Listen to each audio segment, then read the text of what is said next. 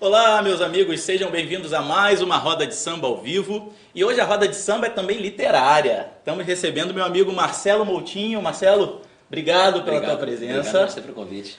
O Moutinho, vocês sabem, grande escritor, tem dezenas de livros lançados. Pode dizer dezenas? Não, Moutinho? ainda não, quase uma dezena.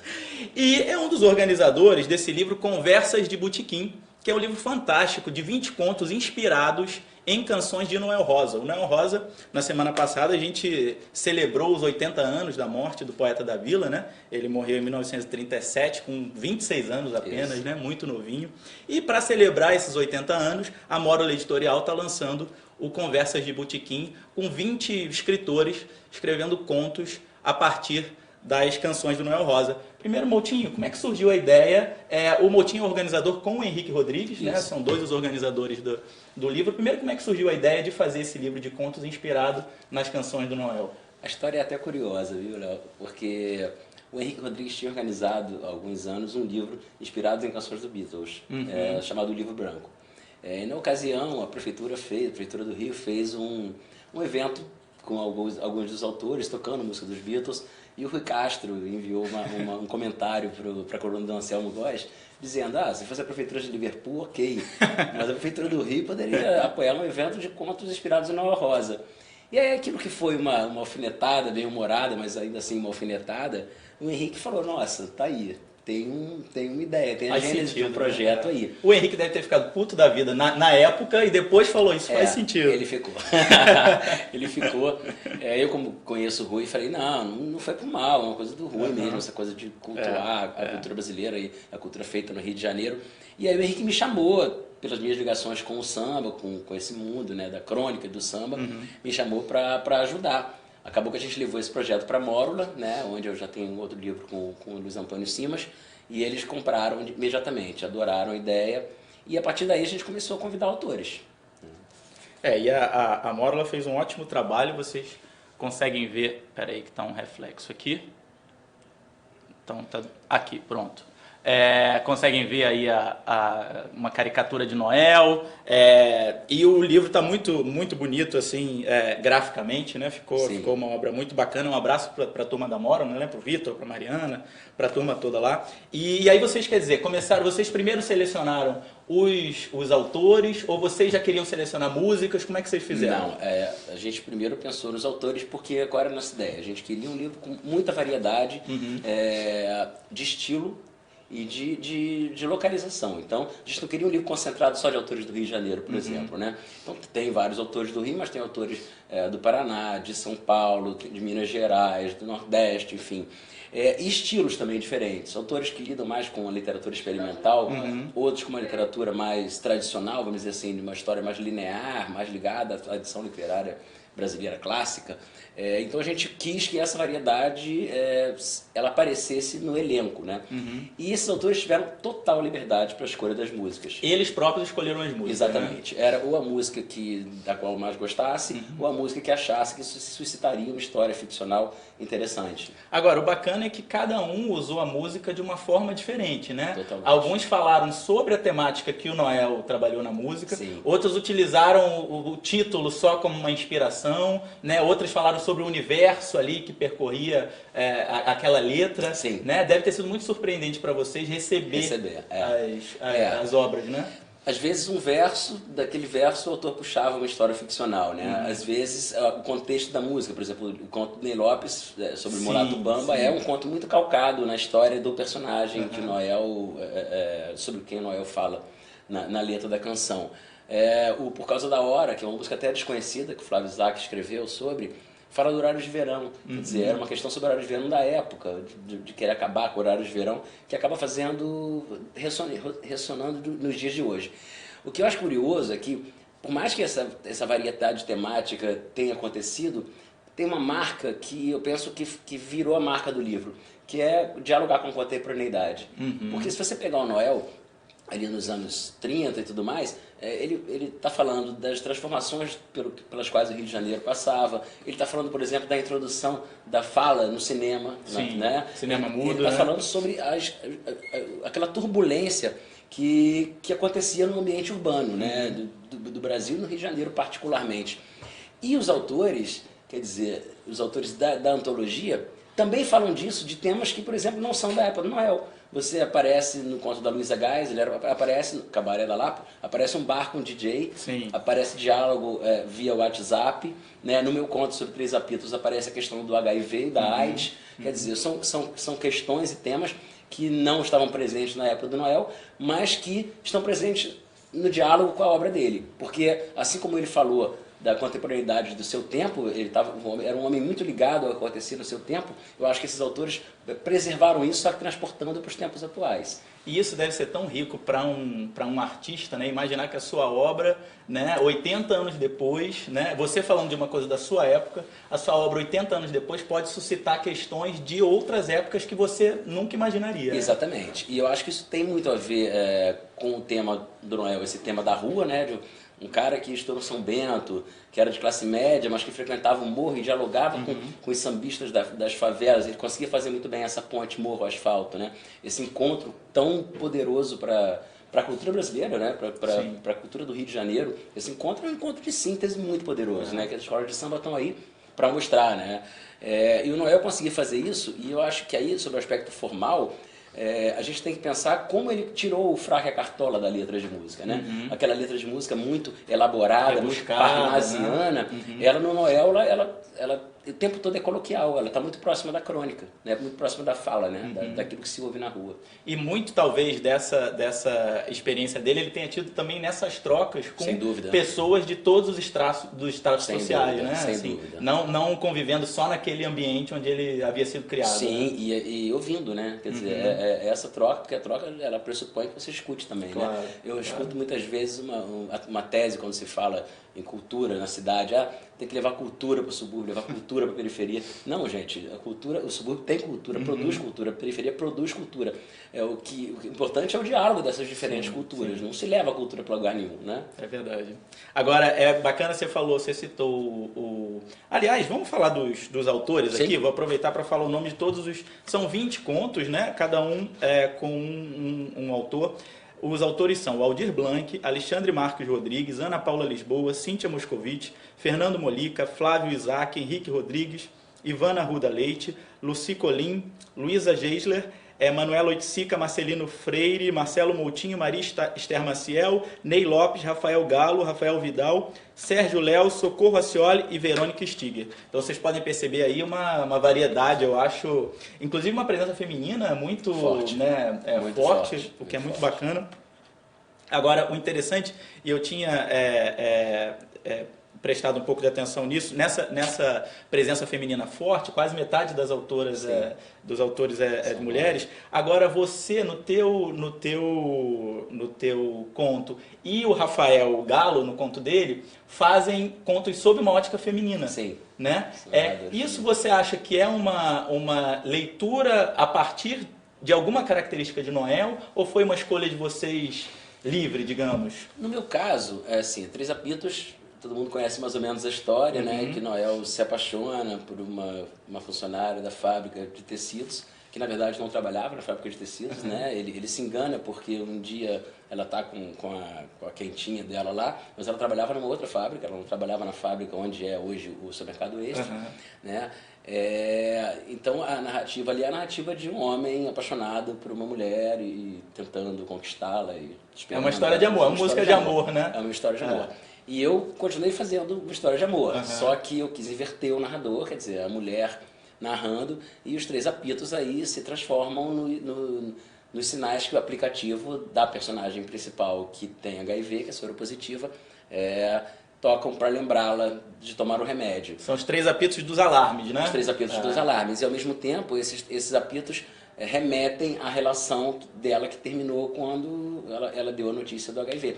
Ou seja, de certa forma é um apito também remetendo a uma pessoa, só que aí, com um tema contemporâneo, no ambiente, ela é caixa do supermercado Extra, que é onde era a tal fábrica dos 3 apitos. Tem algumas referências, algumas cifradas dentro do conto, o gerente, impertinente, que dava em cima dela e tudo mais. E sobre o ponto de vista feminino, quer dizer, então acho que é uma questão contemporânea dessa também, da autonomia da voz feminina, só que no caso um escritor homem. Agora, isso é muito bacana do livro, assim, né? Porque parte das músicas de Noel a gente conhece, né? A gente tem referências, algumas são até músicas surpreendentes, né? Sim. Que você passa a conhecer depois de ler o livro. Mas, por exemplo, Três Apitos, que é uma música super conhecida, que a maior parte dos leitores deve conhecer, quando você vai ler o conto, é um conto que subverte tudo que você espera de um conto sobre Três Apitos, né? E curiosamente foi a música dele que demorou mais tempo para ser gravada entre a composição e a gravação. Ela só foi gravada depois que ele morreu, em 1951, pela Aracide Almeida. Nos discos que Araci lançou com a obra de Noel, né? Só em 51, exatamente. Só em 51. Eu acho que são, se eu não me engano, são 18 anos. A música é de 33 e 18 anos depois foi gravada e hoje é um dos maiores sucessos. Mas ao mesmo tempo a gente tem músicas como Voltaste, que é uma música praticamente desconhecida. Por isso que a gente colocou na contracapa do livro tem um QR Code que remete para a setlist. Então quer dizer, o leitor pode ou escutar a música e ler o conto depois, ou ler o conto e depois escutar a música, que esse diálogo é um diálogo muito potente. Eu acho que é uma experiência estética interessante fazer essa junção e ver como cada autor trabalhou cada canção. Aliás, é interessante isso, você está falando do disco da Araci de 51, que é quando Noel é meio redescoberto, né? Ali Noel passa desde a sua morte em 37 até 51, quer dizer, quase 15 anos.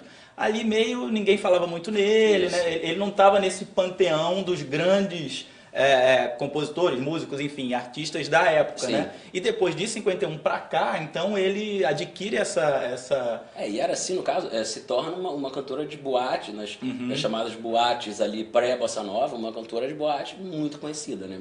Com muito prestígio. E acaba emprestando esse prestígio para revitalizar a obra do Noel. E ela ficou marcada por ser a grande, dizer, ficou marcada por ser jurada do Silvio Santos, depois para as novas gerações, né? Mas por ser a grande intérprete da obra de Noel. Exatamente. Agora, é bacana, você chegou a citar já o conto do Ney Lopes, o Mulato Bamba, e é uma letra em que Noel fala do Morro do Salgueiro, que é muito caro ao Ney Lopes, né? Aliás, o Noel cita mais na sua obra o Morro do Salgueiro do que a própria Vila Isabel. E cita mais a Penha também. E cita mais a Penha também, exatamente. E ele fala, ele usa o Noel como personagem, né? É o único conto que usa o Noel como personagem. E fala de um ambiente, de uma realidade que o Ney conhece muito, né? Isso. Essa música deve ter sido escolhida pelo Ney com muita facilidade, talvez. Né? E um personagem interessante, que é um personagem homossexual, numa época em que isso era um assunto um tanto tabu. Né? E tá ali, tá na canção do Noel, e tá no conto do Ney. Ela é tida por muita gente como o primeiro samba, especificamente, que fala sobre homossexualidade, né? E muita gente diz que foi feita por Madame Satã, né? Nunca saberemos. Nunca saberemos. Agora, o Sérgio Léo também fala sobre o Tarzan. Né? Ele também é outro que usa a letra do Noel como inspiração para a história dele. Né? Sim. Eu acho que o interessante é isso. Acho que se todos os autores usassem a letra, calcassem mais no enredo, vamos dizer assim, na letra, o livro perderia um pouco de potência, né? Claro.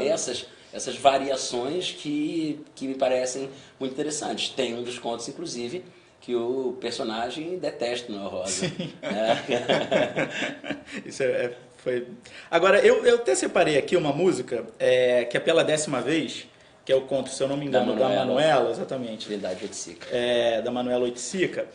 Que era uma música que depois eu fui ver que já foi super gravada, mas eu não conhecia. Foi uma música que eu fui apresentado pelo livro. E a letra do Pela 10ª Vez diz assim: jurei não mais amar pela 10ª vez. Jurei não perdoar o que ela me fez. O costume é a força que fala mais forte do que a natureza e nos faz dar provas de fraqueza. Joguei meu cigarro no chão e pisei. Sem mais nenhum, aquele mesmo apanhei e fumei.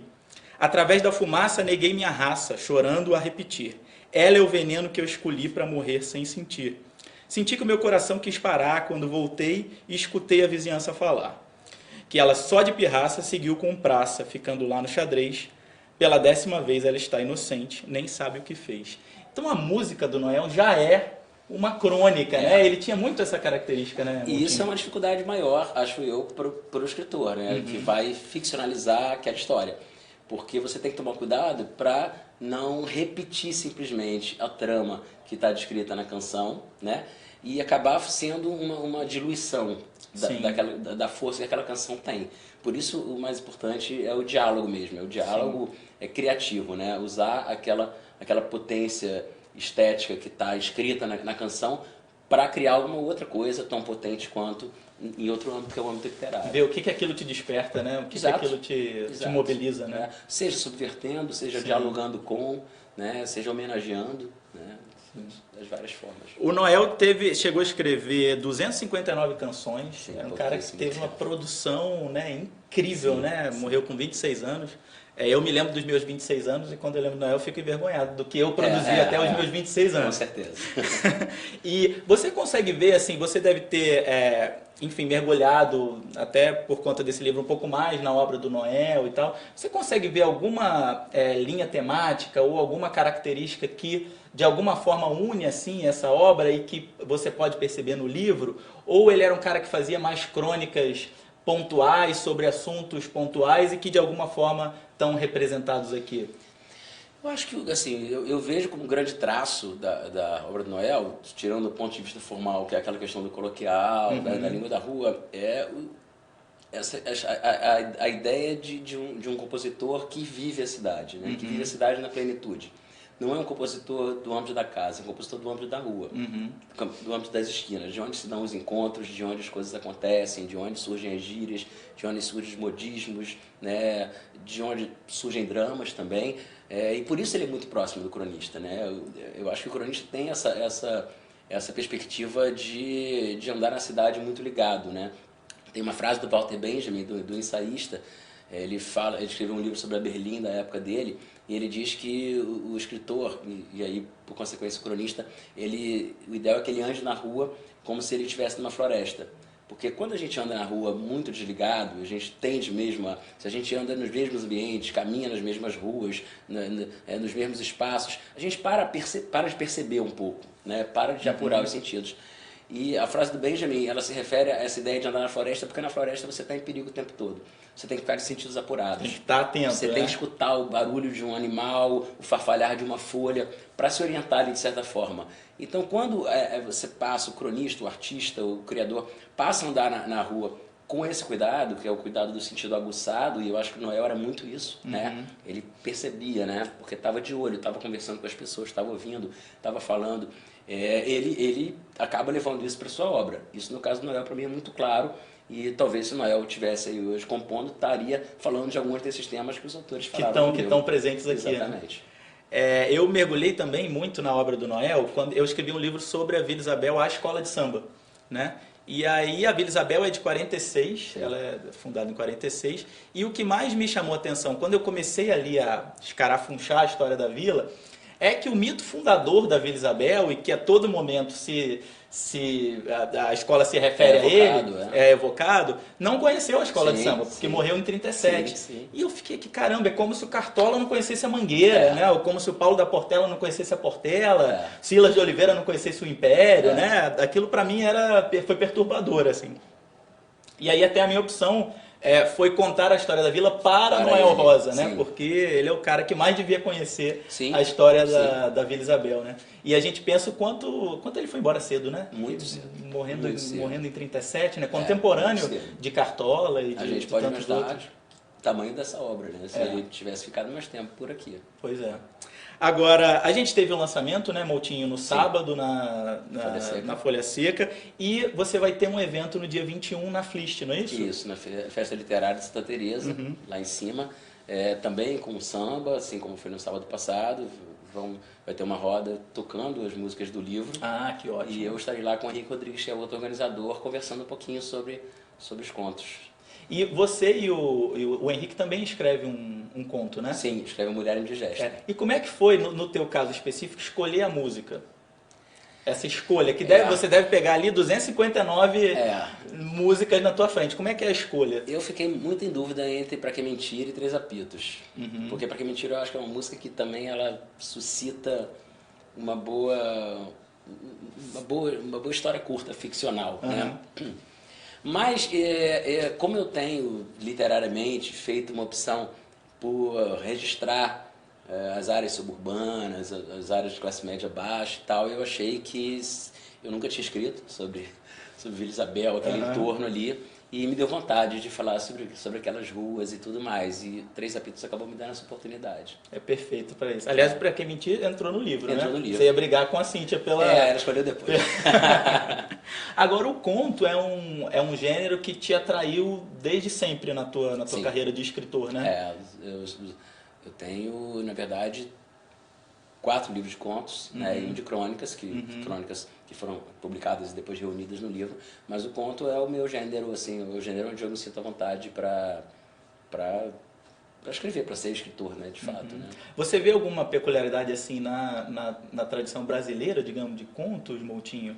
Ela tem uma especificidade ou não? A peculiaridade é que é um gênero bem desvalorizado. Sim, sem dúvida. pelo mundo literário, pelas editoras em geral, assim. Há uma prevalência do romance. Os romancistas pegam todos os... É como se o romance fosse um gênero superior, como não é, né? As questões qualitativas, elas atravessam gêneros. É bom, tem coisa boa, ruim, e péssima e maravilhosa em todos os gêneros. No meu caso, eu gosto de histórias que tenham uma certa tensão interna, né, e cujo desenlace se dê em torno de poucos personagens. Então, talvez por isso a opção pelo conto. Bacana. Isso é uma boa oportunidade para a gente falar do Ferrugem, que é o livro mais recente do Moutinho, e aí só com contos do Moutinho, né? Isso. Porque o Conversas de Botequim são 20 autores, né? O Moutinho é um dos organizadores. Mas o Ferrugem que você lançou em janeiro, certo? Isso. É o mais recente livro de contos, lançado pela editora Record, e queria que você falasse um pouquinho dessa seleção dos contos para o Ferrugem. O Ferrugem, esse título sai de um verso do João Cabral de Melo Neto. Ele escreve, em determinado momento da vida, ele escreve um poema chamado Cartão de Natal, que termina com os versos: e possa, enfim, o ferro comer a ferrugem. Então é uma proposta curiosa de inverter o processo natural, né? Quer dizer, a ferrugem é que come o ferro. Né? E como se trata de um livro sobre a corrosão do tempo, sobre apetites, relações afetivas, aquilo que o tempo pode trazer de perda de potência para essas relações, eu achei que o Ferrugem ele dava exatamente essa ideia, né, da relação que enferruja, do tempo que enferruja as coisas, e as histórias são todas mais ou menos sobre essa questão, né, por mais que sejam personagens variados. Tem história de futebol, tem história mais ligada à música, tem história de criança, história de gente mais velha, mas são histórias nas quais essa questão da corrosão está muito presente. O tempo todo esse embate do ferro e da ferrugem, vendo quem ganha, né? Deve ser curioso, eu não tenho essa experiência de escrever contos, enfim. Mas você deve escrever os contos em momentos diferentes, Sim. né? De vida até, Sim, né? sim. E depois, quando você reúne os contos numa obra, num livro, né? Você tenta entender a posteriori qual é a unidade que eles têm. É um pouco esse processo? Mas aí acaba que alguns ficam de fora, né? Quer dizer, Por conta disso. porque eu acho... Tem alguns escritores que gostam de simplesmente reúnem os contos escritos nos últimos tempos e publicam como uma coletânea. Eu gosto que o livro de contos tenha uma lógica interna, digamos assim, né? Meu livro anterior de contos, a palavra ausente, é sobre ausência, perda, morte, fim de relações e tal. Esse é sobre corrosão. É como se fosse uma palavra-chave, né? Então acaba que permeia todas as histórias. Então aí, geralmente, já tem algumas histórias que eu percebo que aquele é o tema, e aí complemento escrevendo algumas outras histórias que deem, vamos dizer assim, outras perspectivas para aquela questão que foi escolhida. Então alguns você já escreve com essa perspectiva, né? Sim. Tem pelo menos 3 contos aí que foram escritos já para o Ferrugem. Entendi. Agora, a gente estava falando que você usa a voz feminina no Três Apitos, né? No conto que está no livro de Noel, e você abre o Ferrugem com 2 contos que também trazem uma perspectiva feminina, o Xodó e o 362. Exatamente. Né? Tem uma vontade de escrever sobre essa perspectiva, ou são coisas que surgem a partir da observação do dia a dia? São coisas que surgem a partir da observação mesmo. No caso do Xodó, é um conto assim que muitas pessoas ficam um pouco chocadas com ele. Sim, né? Ele é perturbador, né? Ele é um pouco perturbador. História de 2 irmãos e de uma situação limite que eles vivem na infância, né? E eu achava que ele teria mais potência para o leitor se narrado por ela, que é, digamos assim, quem sofre a violência, Sim. né? E o E 362... quem está perturbado com a história, tá que o irmão exato. Ele está preocupado com as consequências práticas. Sim. Né? E o 362 ele surge muito lá atrás. Eu fiz o curso documentário na Fundação Progresso e na ocasião fizemos um curta-metragem sobre trocadoras, cobradoras. E surgiu cobradoras, né? Segundo a trocadora, não. Surgiu essa história, porque a trocadora falava, eu não troco dinheiro, eu cobro. Né? E eu achei curioso, ela era muito espirituosa, e eu anotei essa frase ficou um tempão, e eu queria que passar num conto essa ideia da sociabilidade que há dentro de um ônibus que faz uma viagem muito longa dentro de um espaço urbano. Que há uma sociabilidade, as pessoas se conhecem, geralmente são os mesmos passageiros, o mesmo motorista, a mesma trocadora. Então é uma história ali de passageiro que se apaixona por uma passageira, e essa trocadora, ou cobradora, funciona como uma espécie de conselheira amorosa, né, dessa suposta ou possível relação. Bacana. E você escreve sob o ponto de vista dela. Sob o ponto de vista dela. Agora aqui a gente tem... Ela é até meio brava, assim. Sim, bastante, né? Porque aquele universo de dentro de um ônibus, como você está falando, é um microcosmo ali que funciona independente do que está lá fora, né? Quando a gente fez a pesquisa pro curta, a gente pegou um ônibus que saía de Santa Cruz e ia para Tiradentes. Então era assim, era 3 horas e tal de viagem. As pessoas pegavam esse ônibus na hora do rush para ir, na hora do rush para voltar, elas conviviam mais com as pessoas do ônibus do que com as suas próprias famílias durante a semana. E na maior parte das vezes com uma intimidade corporal, né? Porque tinha aniversário de fulana, aí levava um salgadinho, botava bola no ônibus, quer dizer, isso é uma coisa que eu tenho muito interesse por essas coisas extraordinárias que acontecem dentro da aparente banalidade do cotidiano. Agora, interessante você falar isso, desse teu interesse, porque o Alberto Mussa, que faz a orelha do livro, querido amigo Alberto Mussa, companheiro lá no Estandarte de Ouro, e um escritor premiadíssimo, né? Salgueirense de boa cepa, com um pezinho na Ilha do Governador. Exatamente, né? exatamente. Ele fala que o Moutinho aparece para o meio literário quando houve uma enxurrada de novos escritores, né? Muitos fazendo experimentalismos e, enfim, utilizando estilos. E ele identificou no Moutinho o gosto por falar talvez dessa micro-realidade, das esquinas, de personagens que não estão, de forma geral, né, na literatura, que não são, cujo ponto de vista não é valorizado em geral na literatura. Né? Esse é um pouco o mote de todo o teu trabalho, né, Moutinho? Sobretudo no Ferrugem, assim, você vê, os personagens são uma trocadora de ônibus, uma caixa de supermercado, são personagens, um professor de contabilidade, são personagens sem glamour, né? São aqueles personagens que você fala, nossa, essa vida não tem muito interesse, né? E ao mesmo tempo tem, porque os grandes dramas acontecem nas pequenas vidas, muitas aspas nessas pequenas, né? E eu acho que isso é muito potente na cidade. Você passa por uma multidão e ali tem uma cacetada de dramas, de alegrias, de dores, de delícias em cada pessoa que passa, né? E é você procurar uma história por trás, no caso, como é ficção, inventando, né? Sim. Uma pergunta que muitos me fizeram em relação à Ferrugem mas essas pessoas existem? Aí eu falo, isso é um elogio, porque eu tô dando, se eu conseguir dar verossimilhança a personagens ficcionais, e eles não existem, sei lá, o cover do Roberto Carlos, mas ele poderia existir, né? Um cover que toca numa boate erótica porque a vida dele não fez sucesso como cantor, né? E que vive da lembrança do dia que ele foi vice-campeão na grande chance do Flávio Cavalcante. Esse personagem é plausível, né? Você poderia entrar hoje e encontrar um personagem assim, né? Mas é ficcional ao mesmo tempo. É o maior elogio mesmo, né? Eu acho um grande elogio. Aliás, você passa aqui em universos que te são muito caros, né? Que são o universo do futebol, né? E de alguma forma o universo da música aqui com dezembros, né? São universos que... Com a Praias Desertas, que é inspirado na música do Tom Jobim. Sem dúvida. São universos que, como você tem uma familiaridade, você também consegue observar muito bem esses personagens, né? Sim. E o futebol, até nos últimos 5 anos, a gente teve... Esse quadro mudou, mas o cenário, até muito pouco tempo, da literatura brasileira contemporânea, era ignorar esse assunto, né? O samba e o carnaval continuam sendo ignorados, né? Eu tenho uma impressão de que isso acontecia muito por um processo de elitização mesmo, vamos dizer assim, da classe dos escritores. Vamos falar sobre esses temas, sabe? Um tema clichê do Brasil. É clichê, mas é muito verdadeiro. Aliás, como quase, no fundo de todo clichê tem uma... dorme uma verdade. E aí o futebol, já no meu livro anterior eu falo, e nesse também, né?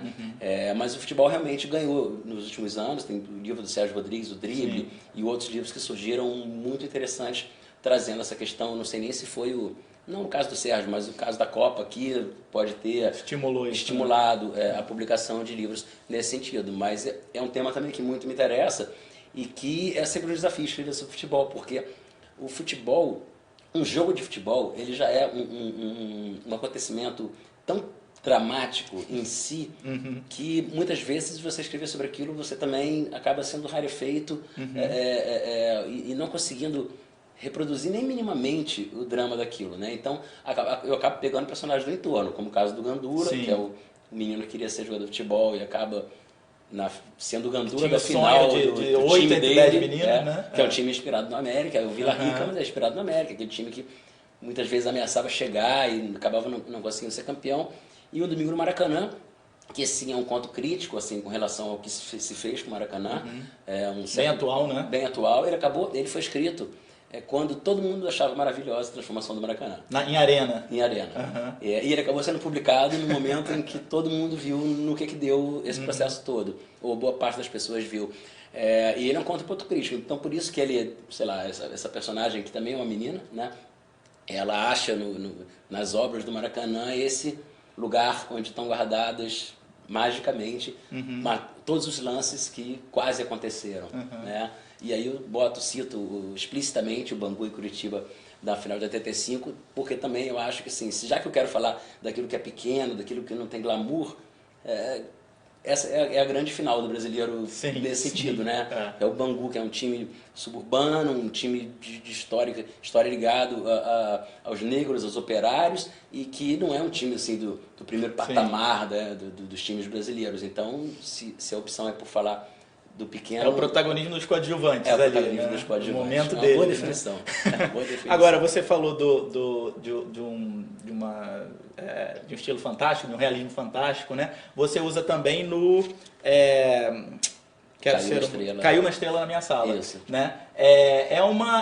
Deve ser um caminho um pouco difícil, né, Moutinho, assim, para escrever ou não? Até porque não está muito na tradição brasileira, né? Sim, pois é. A minha referência como realismo mágico assim, brasileiro é o Murilo Cubião, que é um contista mineiro que eu adoro, que eu acho que ele consegue fazer muito sutilmente essa presença, né? Porque tem que soar para o leitor como natural, sim, aquilo que, na verdade, é fantástico, né? Não pode chocar, né? Você olhar e... Ele não pode... Ele tem que ganhar certa verossimilhança dentro daquela narrativa, né? Eu acho que o desafio é esse. E nesse caso da estrela, eu acabo também falando da chapelaria, quer dizer, aquilo que não existe mais, né? O Baudelaire diz no poema que a cidade envelhece mais rápido que um coração mortal.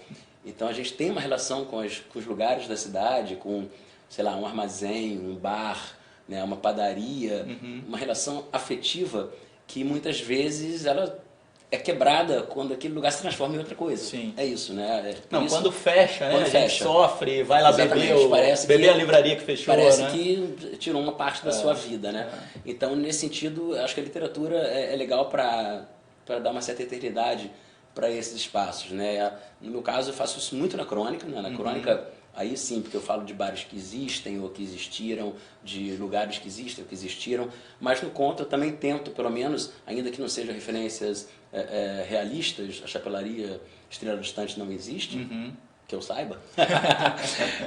Mas talvez até tenha o pinguinho do I lá e você não sabe. Mas ela poderia existir. Na verdade, agora ela existe.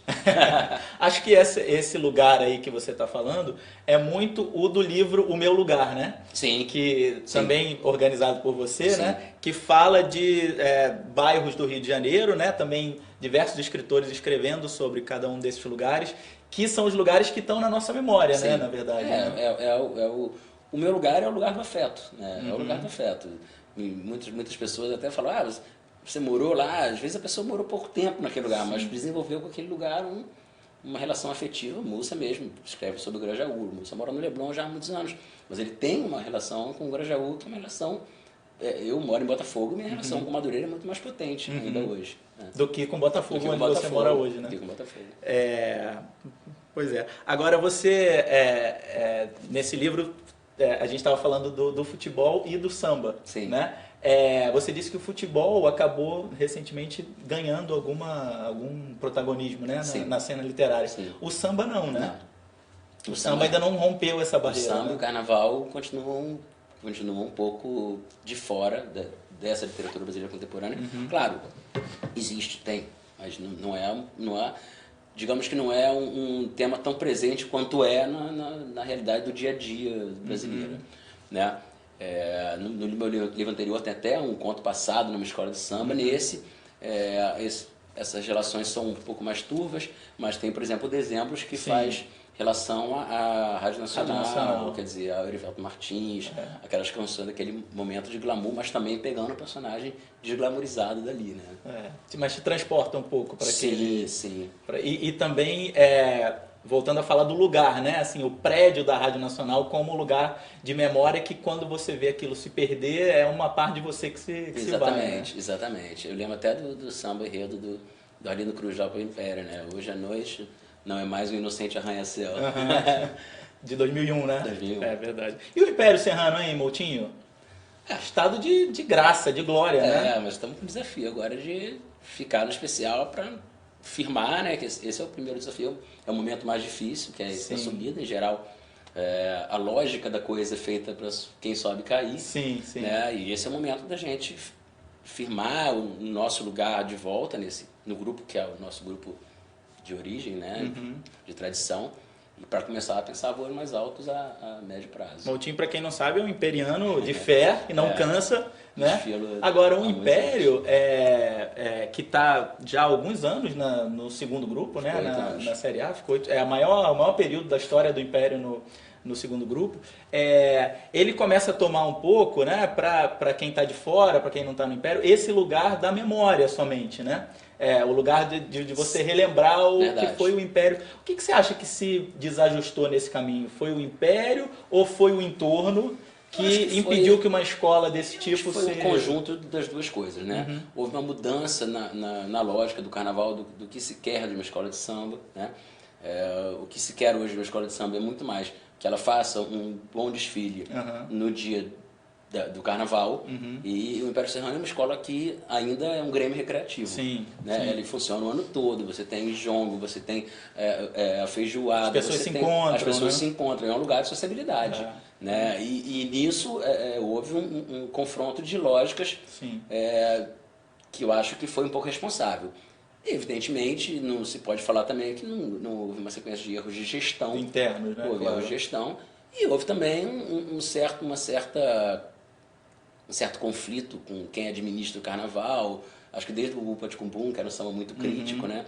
Eu acho que a escola começou a ser olhada meio como marginal, e como sempre foi uma escola de resistência, de briga, ela se sentiu muito à vontade nesse lugar. Vestiu essa roupa com... Vestiu essa roupa. Então, orgulho, eu acho que o desafio agora, na verdade, sem perder o contato com essa tradição, que é a tradição, a gênese do Império Serrano. Se perder, o Império Serrano pode ser outra coisa, mas não vai ser o Império Serrano. Mas tentar entender,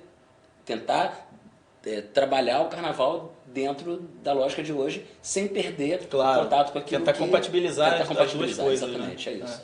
Eu brincava, eu sou portelense, né? E até 3 meses atrás a minha escola não ganhava carnaval, né? Era essa. E eu brincava assim: vocês são felizes na quarta-feira de cinzas, eu sou feliz nos outros 364 dias.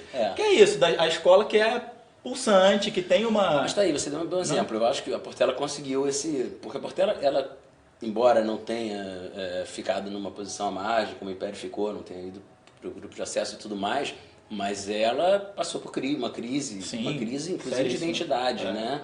E eu acho que ela conseguiu operar bem essa síntese. Né? Hoje é uma escola que ela é muito fiel, ela não perdeu sua tradição, não perdeu sua gênese, mas ela consegue fazer um desfile dentro do que os novos paradigmas do carnaval exigem. Né? Porque é muito difícil fugir disso, a não ser que você queira realmente virar uma espécie de quilombo, né? A escola lá do Ney Lopes e do Candeia e tudo mais. Ser só resistência, né? Ser só resistência. E isso até desmente um pouco um discurso de que essas coisas são incompatíveis. Sim. Né? De que não, olha, para você ganhar carnaval, para você tem que desprezar toda a sua tradição, você tem que deixar de valorizar uma série de coisas, e não são coisas incompatíveis. Não, né? não são. A gente sabe que assim, há um foco hoje, foco da própria cobertura carnavalesca em geral, não vou dizer que é toda, mas em geral, sei lá, em cima da rainha de bateria, Sim. em cima do ator e da atriz que desfilam, quando aquele, e aí fazendo uma relação com o meu livro, quando aquele é o momento do protagonismo do coadjuvante, né? Claro. Quem é coadjuvante o ano todo, aquele é o momento do protagonismo dele. Né? Eu vejo muito o desfile como esse grande momento. Agora, cabe a gente que está nas escolas e sobretudo a gente que transita entre as escolas e o jornalismo, né? A gente inverter esse eixo um pouquinho, trazer um pouquinho para cá, né? Tentar trazer um pouquinho para cá. Aliás, voltando um pouco ao que a gente estava falando da cena literária, eu acho que o samba tá nesse mesmo lugar onde está a cobradora, onde está, né? Ele está naquele mesmo escaninho ali que é pouco olhado, né? Que é pouco valorizado e que talvez não tenha esse glamour, como você está falando, Sim. porque é pouco explorado, né? Porque se você coloca a lupa ali, você vê uma riqueza absurda. Eu acho que ainda né? há uma visão um pouco elitista, assim, do compositor de samba como menor do que um escritor. Sim. Entendeu? E isso é tão absurdo, é absurdo inclusive do ponto de vista da relevância, assim, se a gente for falar, a grande, extraordinária manifestação de cultura brasileira, a meu ver, é a escola de samba, é o samba, foi isso que se criou aqui como características marcadamente brasileiras, como resultado de um diálogo, da síntese de vários saberes, né, de vários lugares da África, do português, da comunidade jongueira que encontra um cara que saiu das belas artes e de repente faz um espetáculo absolutamente original. Então a gente achar que isso é uma manifestação menor com relação à literatura, isso para mim só pode vir de uma avaliação elitista. Claro. Até porque congrega, né? A dança, congrega o ritmo, congrega a escrita, né? O poeta, a narrativa né? épica, a narrativa que é o épica. samba enredo. Exatamente, a parte plástica congrega tudo numa coisa única, sim, né? Exatamente. E cada um desses polos com uma importância fundamental, sim. né? Tudo o todo só se movimenta com essa soma de partes, né? Toda a escola de samba só se movimenta com essa soma de partes, com uma harmonia que às vezes a gente até se espanta, a gente que frequenta a escola de samba, às vezes uma semana antes do carnaval você chega num barracão, olha, fantasia chegando, você fala assim, isso não pode dar certo. Não vai dar certo. E chega na avenida quando vira e a coisa, ali, né, acontece. Agora, você deu uma definição ótima que parece que foi o fechamento. Você falou que o compositor de samba é um escritor que pode ser tão bom quanto qualquer outro, né? E aí voltamos a Noel. Sim. Né? Não tem como deixar de acreditar que Noel é menor do que qualquer escritor de qualquer natureza. Como né? O Último Desejo, extraordinário. Né? É extraordinário. E com riqueza melódica, quer dizer, é essa junção que a gente está falando o tempo todo, né? Que é a realização de alguma coisa absolutamente original a partir da síntese de saberes, do encontro de saberes, do diálogo entre saberes de lugares distintos, né, de origens distintas. Fantástico. O Último Desejo está aqui, escolhido pela Maria Esther Maciel, é o tema do conto dela. Moutinho, brigadíssimo. Olha, temos aqui 20 canções de Noel Rosa, conversas de botequim que inspiraram contos de 20 escritores dos mais variados calibres, locais, geográficos e histórias de vida, né? Sim. E isso dá uma variedade muito bacana para o livro. Conversas de Botequim da Mórola Editorial, com organização do Henrique Rodrigues e do Marcelo Moutinho. Dia 21 eles têm um bate-papo na Flish, na feira de Santa Teresa, com música, né? Com samba. Tem bate-papo com samba. Aliás, quando você for ler o livro, você pode usar esse código aqui para você ouvir as músicas enquanto lê o livro, que é uma experiência ainda mais sinestésica, sem dúvida, digamos assim. E o Moutinho também lançou agora há poucos meses o Ferrugem, o mais recente livro de contos dele, pela editora Record. Um abraço para o Andreasa, para a Cláudia Lamego, turma toda boa lá da editora. Aliás, os editores hoje são uns fortes, né? Porque lançar livro no nosso mercado hoje em dia é um ato de resistência, de bravura, né? É um ato de resistência, mas é um trabalho tão fundamental quanto o do escritor. Sem dúvida, sem dúvida. Moutinho, brigadíssimo pela tua presença. Eu te agradeço. Fica aí as dicas, Conversas de Botequim e Ferrugem, desse Obrigado. fera Moutinho. E que depois vem um Império Serrano ficando, ou um título do Império, quem sabe, né? O próximo trabalho agora é desfilar. Beleza, queria agradecer muito, Moutinho. Obrigado pela participação de todos vocês. Terça que vem a gente volta com mais uma roda de samba ao vivo. Tchau, abraço.